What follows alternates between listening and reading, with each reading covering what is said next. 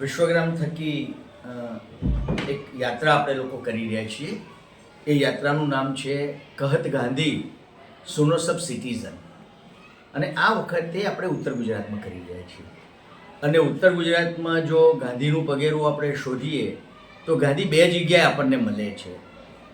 એક ઉત્તર ગુજરાતમાં સદે જો ગાંધી એ દિવસોમાં ક્યાંય ગયા હોય તો એક માત્ર કડી સર્વવિદ્યાલયમાં ગયેલા હતા.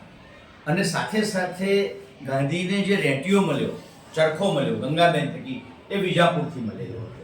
એટલે આખી આપણી યાત્રા મહાન યાત્રા થઈ રહી છે એ કડીથી 15 ડિસેમ્બરે શરૂ થશે અને 31 ડિસેમ્બરે વિજાપુરમાં એનું સમાપન થશે. અને એ દરમિયાન અમે લોકો આપણા ડીસામાં પણ આવી રહ્યા છીએ.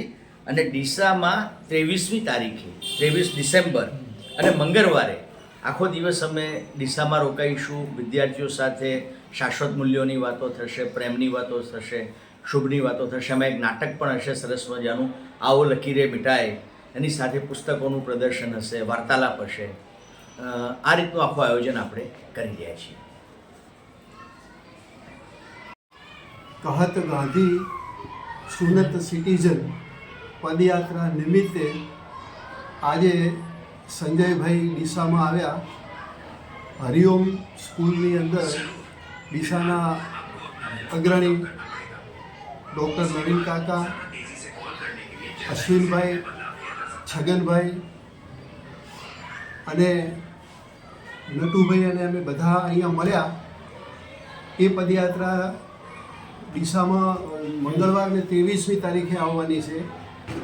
એ નિમિત્તે એની ચર્ચા થઈ અને એ પદયાત્રાની અંદર શું શું કાર્ય કરવાનું છે એ અંગે પણ વિચારણા થઈ.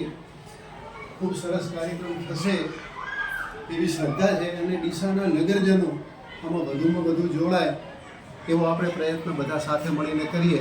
આમ તો વિદ્યાર્થીઓ સમક્ષ આ કાર્યક્રમ થવાનો છે, પણ હું ઈચ્છું છું સિટીઝન શબ્દ આપણે જ્યારે લગાવ્યો છે ત્યારે વધુમાં વધુ ડીસાના નાગરિકો એમાં જોડાય.